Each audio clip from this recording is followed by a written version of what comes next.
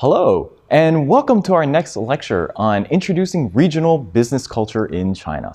As big as this country is, not many people can fully grasp the content of what China has to offer, from arts and crafts, to localized cuisines, to technological innovations, and many more. With its rich history and culture, what I would like to share with you today is how one particular region in this country played a significant role in its economic development, as well as playing a crucial role in influencing the exchanges of goods, ideas, and even the language we see, hear, and use today. You might already be using it right now, something that came from China but didn't know. And where in China did it originate is what I would like to share with you more into detail. Why is this important?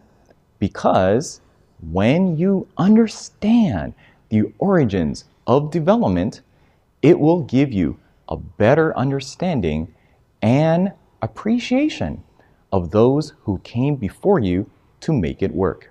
For example, you know the red sauce you would typically dip your fries into?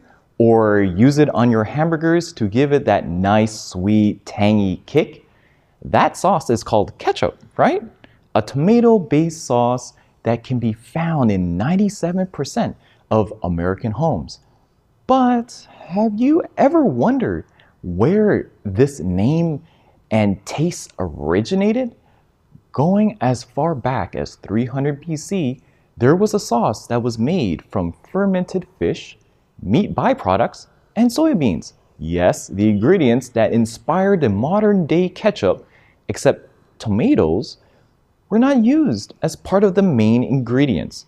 And this fish sauce, what was it called then?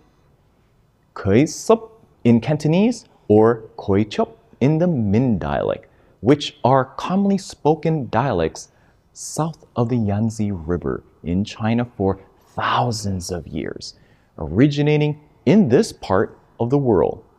Thanks to the Silk Road and other trade routes of its respective era, this sauce spread down to Southeast Asian countries such as Malaysia and the Philippines, where early British traders were exposed to the taste and instantly loved it. They carried the sauce back with them around the 1700s, gradually replaced the fish and meat byproducts with tomatoes, and anglicized the name to ketchup that we know today. So where was ketchup that traded and exported off of China's coast many centuries ago? Was at a fishing harbor in a city called Guangzhou. For many years than we can remember, Guangzhou was responsible for the ancient maritime Silk Road that launched the longest voyage route in the world, cruising through the South China Sea, the Indian Ocean, and the Persian Gulf. An economic center since China's early imperial dynastic days, by the year 660 AD, Guangzhou became the largest port in the country. As influential as the city was in the past, it also carries on its historic significance into the modern era, when in the early 1980s, Guangzhou became a part of the special designated region for economic reform and development, called the Pearl River Delta Economic Zone. The Pearl River, named after the pearl-colored shells located at the bottom of the watercourse, flows from the South China Sea through Guangzhou. The river itself is not just one river, but a catchment term of many bodies of rivers that comes together, such as the Sea River, the Bay River, and the Dong River, all sharing the same delta, hence the name, the Pearl River Delta, to describe this estuary. This body of water flows about 2,400 kilometers long, touching many important cities in its path, which I'll explain more later, and being a part of this 7 great rivers of China in terms of volume size, economic influence, and population growth. As what the Yangtze River and the Yellow River did for being the cradle of civilization of ancient China, the Pearl River played a similar role for the country's southern region. If the Pearl River Delta was integrated into one mega city, it would be one of the most densely urbanized area in the world. With a population of 85 million people, an amount that is more than some developed countries' populations like Canada, Australia, or the UK, yet geographically larger than their respective major metropolitans, such as Toronto, Sydney, or London. Guangzhou leads its collaborating regions that comprise the Pearl River Delta in population size, the largest in South China and 5th in the country, at 18.6 million people as of 2020. On the global scale, that's 8th in Asia and 21st in the world, according to the Global Financial Center Index. So, with all this size talk, what's the big deal? Well, if a small fishing village with a population of 5 figures was able to expand into the millions within a decade and then produce 1.2 trillion US dollars in GDP as of 2021, larger than the size of many country-level GDPs, I think this region's business culture is something to look at with intrigue. With this much inhabitants comes an abundance in labor force, which contributes to the development of the respective local industry that affects and connects the business world all together. But you may be wondering, how did this economic jump happen? Did history replay its role in triggering its success? What makes up this regional business culture? I'll explain to you how this regional area affects the country's development and shapes the world on the economic scale.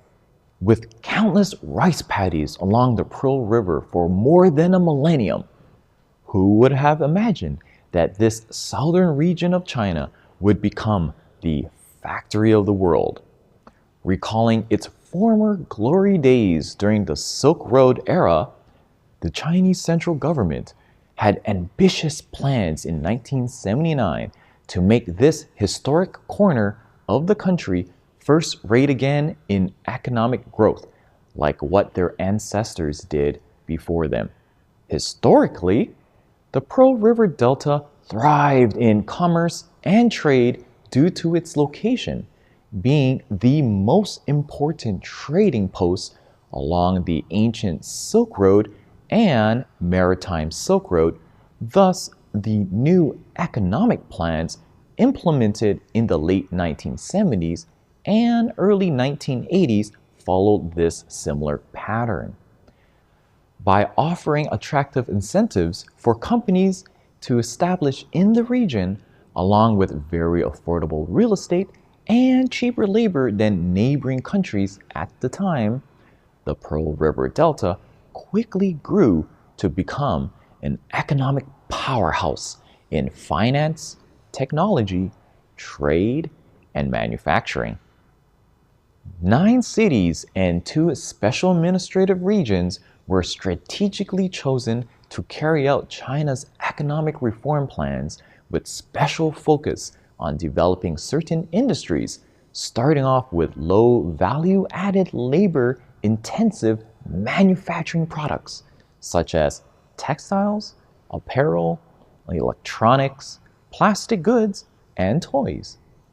As the population expanded, the growing labor force was able to address the increasing demands for high-tech manufacturing goods, such as electronic equipment and machinery, chemical products, and automobiles.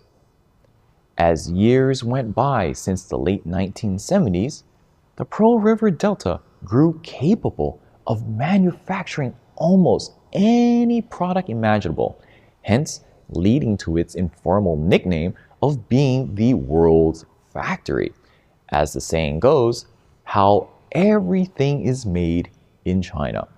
These clusters of various industries developed across the Pearl River Delta have set up a unique method of doing business here, such as the east side of the Delta focuses on electronics and IT products, while the west side focuses on household appliance products.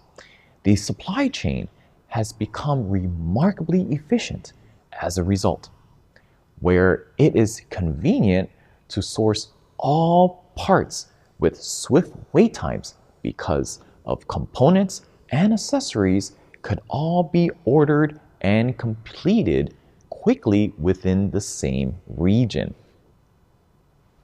Resources are consolidated and specialization became more concentrated, leading to the cost reduction and enhanced efficiency. This clustering effect have given industries located here a competitive advantage by converging in close proximity to one another, contributing to its early and ongoing success we still see today. The Pearl River Delta's success story even inspired the creation of other modern economic hubs across the country, such as the Yangtze River Delta and the Bohai Economic Rim, to accelerate China's overall economic development. As instrumental as the Pearl River Delta is for China, allow me to introduce to you a couple of key influential areas responsible for turning an agricultural fishing village into a diverse international manufacturing center in a few short decades. Guangzhou, being the capital of Guangdong Province, and with its historic ties of the Silk Road, was a natural selection to be a part of the Pearl River Delta. This city focused on high-tech and heavy industries like automobiles. Foreign automakers such as Toyota, Honda, and Nissan have established manufacturing plants here, as well as a local one called GAC, which stands for Guangzhou Automobile Group, founded in 2005. In addition to its manufacturing and trade lineage comes China's most prestigious trade fair, called the Canton Fair, and I'll explain to you why it's Canton later. Established since 1957, this is an annual trade fair where entrepreneurs, traders, and suppliers meet together for future business collaboration. And, of course, to showcase the latest products for import and export. As China's largest trade fair with the most assortment of listed products for trade, this event has attracted thousands of foreign and domestic trade companies every year in search for mutual technological and manufacturing exchange. A benefit of being a major port for Guangdong and China as a whole for import and export, the people of Guangzhou was able to travel across the seas to various parts of the world. In your home country, you may have Chinese communities where a certain area is established as a Chinatown. These Chinatowns date more than 100 years, some even going back over 400 years, like the one in Manila, Philippines. These early Chinese settlements bring with them their culture, their food, like ketchup, and especially their language. China has many dialects, 302 of them to be exact, and the first ever migrants to other countries were from southern China, particularly from Guangdong. The most common dialect you would hear in these Chinatowns is Cantonese, and it originated from a city called Canton, which is known as Guangzhou today. Although Chinese culture is proudly made up of 56 different ethnic groups residing in this country for thousands of years, Chinese food, arts, and music were made world famous by the early Guangdong people who migrated outside of China, and the dialect that they also brought with them was known as the Chinese business language for centuries due to the historic business trades that transpired between the people of Canton and foreign merchants. It was customary to hear Cantonese spoken as how its regional business culture operated like this for many generations. And this form of communication continued to carry on in their business operations, like what you may have already noticed in your local Chinatowns. The type of dialect spoken tells a lot about a person's cultural origins, and another region with a major Cantonese population from the Pearl River Delta region would be Shenzhen. The industrial clustering effect by being neighbors with its Pearl River Delta counterparts gave Shenzhen a geographical advantage to grow quicker alongside together. Started off as a fishing village as well, Shenzhen's growth in the following decades has reached country-level GDP growth on par with the likes of Portugal, Sweden, and Vietnam. With its own port being one of the largest in Asia, having its own stock exchange being the second largest in China, and with its own gorgeous view of skylines being the second most in the world at 297, the government's economic plans of clustering key industries in near proximity has worked incredibly well. Shenzhen's very close business ties with its Pearl River Delta neighbors have been demonstrated by their massive trade volumes and ease of communicative links between each other. And Shenzhen's large manufacturing base have seen high-tech development unseen before in China's history. Formerly dubbed the Silicon Valley of China due to the high concentration of tech firms operating in this city, Shenzhen has attracted countless innovators and talent to start up and be headquartered here. The resources available in this area have produced homegrown companies that have turned international, such as the world's largest rechargeable battery manufacturer, BYD, one of the largest telecommunications equipment manufacturer, Huawei, and one of the largest internet tech companies in the world, Tencent. The manufacturing strength of Shenzhen even gave rise to a local saying in the 1990s, a high rise a day and a boulevard every tri-days, in which, if you ever had the chance to visit Shenzhen in person, the dazzling view of its architecture that gracefully blends modern tech and traditional cultural design will take your breath away.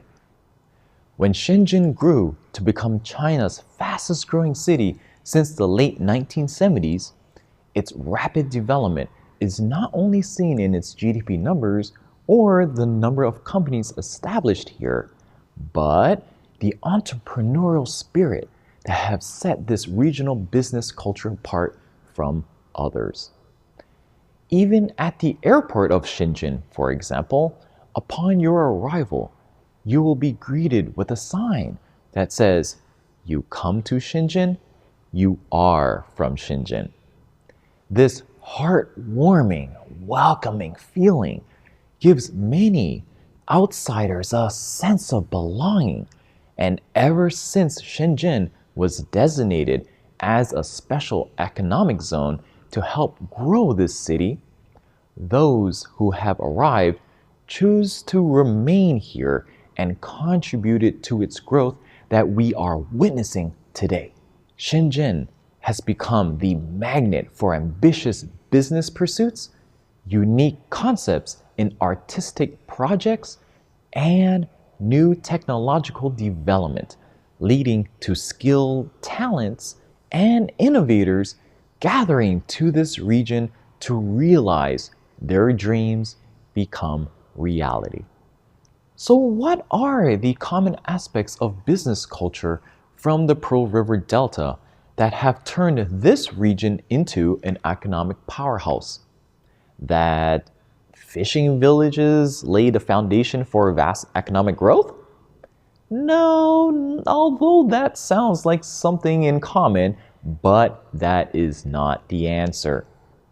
There are various elements, but from what I have shared with you thus far, there are 3 key points I want to summarize where they have played a major role in the culture of how business is conducted in the Pearl River Delta. Efficiency, cohesiveness, and taking risks comprise the business culture of the Pearl River Delta. From the multiple industries clustered together around this vast river, supply chain, logistics, and trade orders have seen unprecedented efficiency levels to produce swiftly and economically. The business-like mentality and devotedness to uphold one's heritage, as seen in the countless Chinatowns around the world, is reflected in the cohesiveness that they have with each other to build together instead of being individualistic and trailblaze on one's own.